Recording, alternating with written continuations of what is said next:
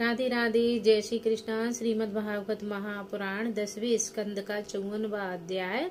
भगवान श्री कृष्ण रुक्मिणी जी को लेने पहुंच गए हैं। रुक्मिणी जी अपने कुल देवी की पूजा करने के लिए आई हैं। भगवान श्री कृष्ण भी अपना रथ लेकर वहीं पहुंच गए हैं। जब रुक्मिणी जी कुल देवी की पूजा करके लौट रही थी, तभी भगवान श्री कृष्ण ने रुक्मिणी जी का हरण कर लिया और रथ में बैठा लिया। सभी जो मंदिर के द्वारपाल थे, सैनिक थे, सभी कह रहे हैं कि वो तो ले गयो, मुझे ले गयो। और भगवान श्री कृष्ण ने रुक्मिणी जी को अपने रथ में बिठा कर और रथ चलाना स्टार्ट कर दिया। रथ जाने लगा। सभी सैनिक बोल रहे हैं कितनु सुंदर है, मोर मुकुट है भाई, हाथ में चूड़ा पहने हैं, पीताम्बरधारी है। पर किसी की ये समझ में नहीं आ रहा कि किसको ले जा रहे हैं।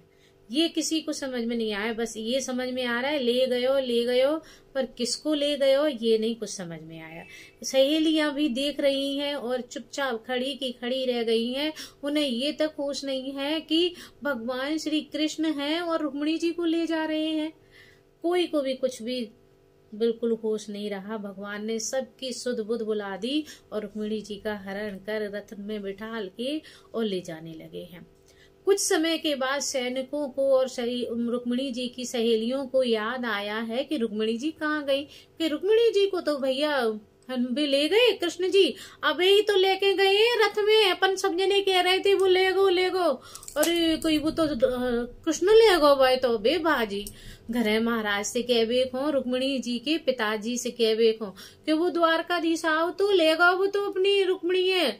और वो कहवे जैसे ही बस मालूम चली वैसे ही रुक्मी और सब सैनिक ने लेके और भगवान श्री कृष्ण के पीछा करने लगे। सभी लोग पीछा कर रहे हैं।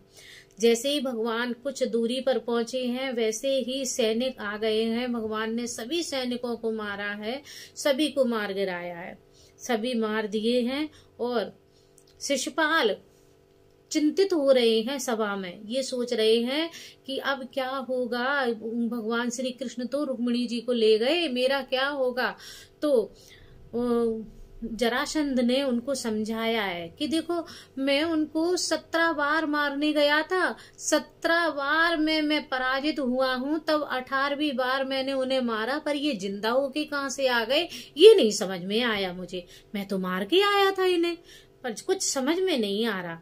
कोई टेंशन मत लो, कुछ चिंता नहीं करो, फिर से अपन आक्रमण करेंगे और फिर से इसको हरा देंगे। वो तो रणछोड़ है, वो तो भाग जाता है अपन को देख के, और अपन रुक्मिणी को भी छुड़ा लाएंगे।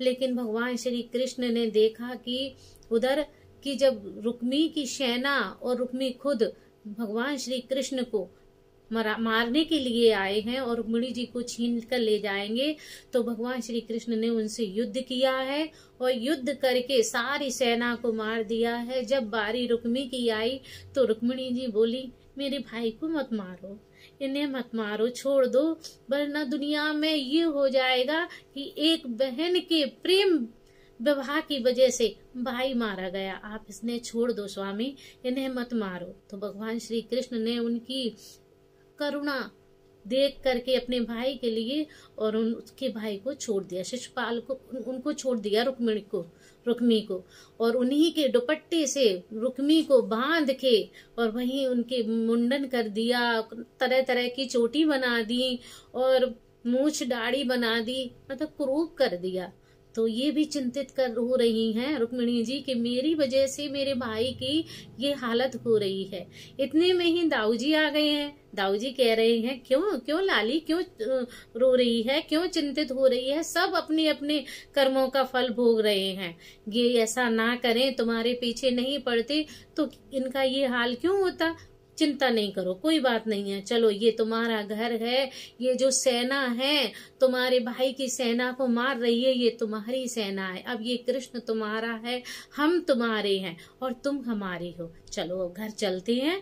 ऐसे कुछ दूरी पर जाकर के भगवान श्री कृष्ण ने रुक्मिणी जी को खूब समझाया है और भगवान श्री कृष्ण द्वारकाधीश पहुंच गए हैं। द्वारका में द्वारकापुरी पहुंच गए हैं। द्वारका में उनका स्वागत सत्कार, ढोल बज रहे हैं, नगाड़े बज रहे हैं और सभी पंडित भामरे पढ़ने के लिए बैठे हैं, विवाह पढ़ने के लिए बैठे हैं। इस तरह से भगवान श्री कृष्ण ने द्वारकापुरी में जाकर के विवाह किया है रुक्मिणी जी से। तो इस तरह से भगवान श्री कृष्ण और रुक्मिणी जी का विवाह हुआ है। एक जब रुक्मी ने प्रतिज्ञा ली थी कि मैं अगर रुक्मिणी को छुड़ाकर नहीं ला पाऊंगा तो मैं कुंदिनपुर में आ करके अपना मुख नहीं दिखाऊंगा, तो वो कुंदिनपुर नहीं गए। उन्होंने खुद ही एक ऐसा नगर बसाया जहां पर वो खुद रहे, उनकी प्रजा रही। उस नगर का नाम था भोजनगर।